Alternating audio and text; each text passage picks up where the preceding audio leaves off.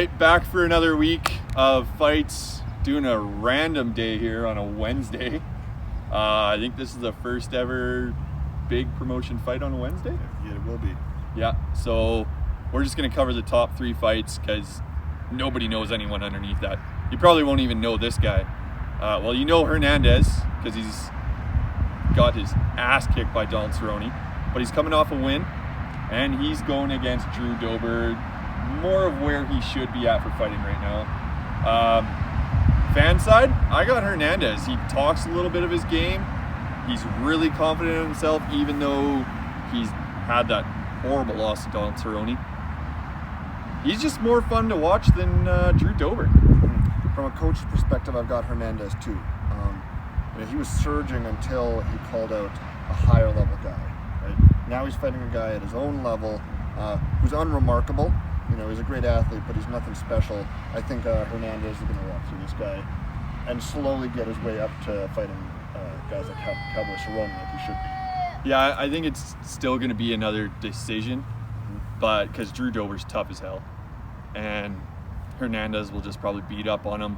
Watch for Dober to shoot plenty of takedowns when he's in trouble, because I think that's more of his background is the wrestling. Yeah. That's a meh fight.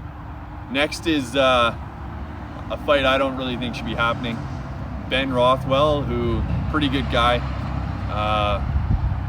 I don't really like just big fat heavyweights. I think they're just being lazy when it comes to their workouts. Versus Ovince St. Preux, who wasn't that good at light heavyweight. I don't think he broke top 5. And that's just meh. I think they're just doing that because everybody likes to see the big boys swing. And that's probably what you're going to get here. I actually think OSP is going to pull this one out. If we're looking at Ben Rothwell, he hasn't been successful for almost 5 years. He just beat Stefan Struve, which isn't a great accomplishment at this time. OSP recently just lost to Dominic Reyes, which is a loss that you got to say, like, oh well, you lost one of the best in the world. And I believe it went to decision or a later round finish. So I'm actually thinking OSP is going to come through. He's the better athlete. He's had success more recently. Ben Rothwell's on quite a losing streak, except for the little asterisk there with Stefan Struve. Next is a big kind of, it's to who can see can be a title contender almost, to be in the next title contender fight. Anthony Smith versus Glover Teixeira. I like this fight mostly because they wanted Glover to be the next Chuck Liddell. That didn't really happen. And Anthony Lionheart Smith, perfect nickname for that guy.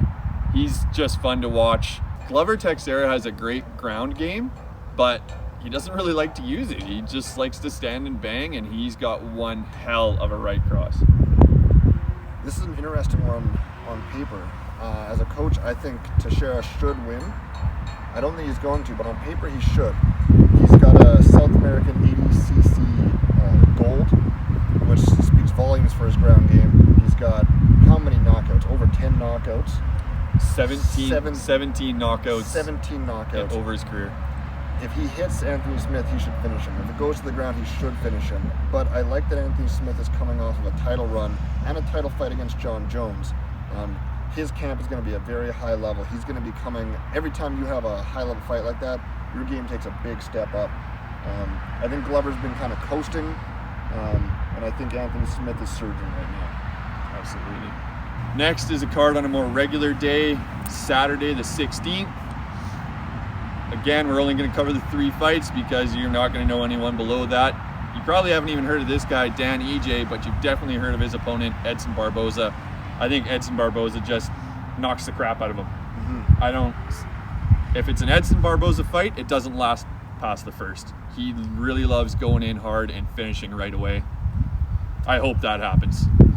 Edson hasn't been doing well on his record, but he's only been losing to the elite level, right? Justin Gaethje knocks him out. He loses to Khabib. You kind of say, oh well. Tony Ferguson beats him. Oh well. Edson Barboza has wild finishing power in his stand-up. Dan EJ has shown his last 6, I think, have been decisions.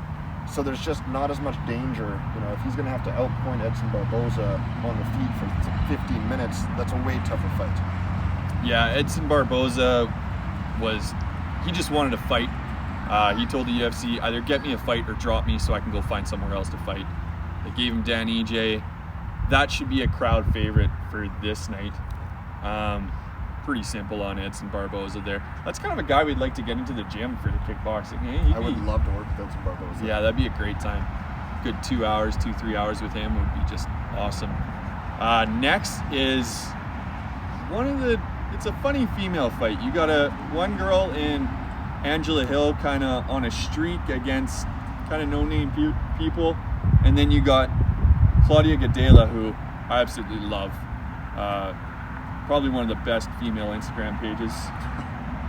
And and Claudia Gadelha, she's only really losing to the elites of the weight divisions. She just can't seem to find the right coach, so to say. She's been going all over North America to find the right coach. She's in Vegas, she's in Florida, she's in New Jersey, and I guess she's feeling good in New Jersey now. What do you got here? I don't really know who to pick on this one. Like you said, you've got a surging Angela Hill versus the Seminole 50-50 gatekeeper Claudia Gadelha. Claudia's never really done anything that impressive. She beats no names, she loses to big names. That said, I think the UFC is probably trying to match up Angela Hill for a win. Anytime you get someone on like a 4 or 5 fight win streak, you want them to keep that going. I could see them using Claudia's name to get Angela Hill over. I could see them hoping that Angela Hill beats Claudia Gadelha and then works her way up into the higher levels. So if I'm looking at it from that perspective, I think probably they've matched Angela Hill up to win this, and I think she'll do it. Yeah, I got Angela Hill in this. She's a pretty good stand-up fighter. Her ground game is, I don't even know if she works on it. And she also makes wicked kickboxing shirts. Did you see that one with the kickboxing Yoda that she was selling? No. It was pretty sweet.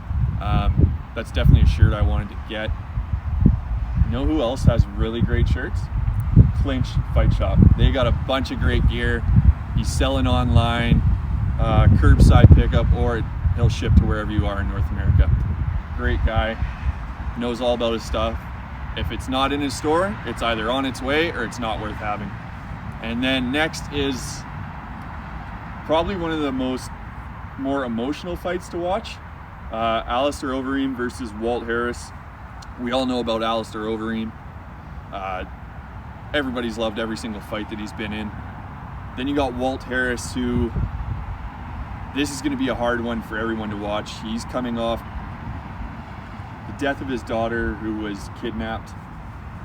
Can you have the right mindset going into a fight after that? That's my biggest concern with this fight, is that Harris is just not fully recovered from that. I don't know how you go from that into a training camp to fight someone like Alistair Overeem. Now, Alistair's chin has been weak as of late, but not enough horse meat, I guess. I mean, Alistair's still an elite level striker. He was beating up Rosenstrike until Rosenstrike caught him. You know, and that's how heavyweights go. And that's it. So Harris can absolutely catch him. If Alistair plays a sharp game, though, I don't know if Harris is going to be ready to make that step back into competition. Yeah, Alistair definitely has the experience to overcome anything Walt has, but it's heavyweights, one punch, and it could be good night. Hard. I'm going to be pulling for Walt on this one just because of what's been going on lately, but I think Alistair takes this one probably by decision. I'm even going to call 29-28.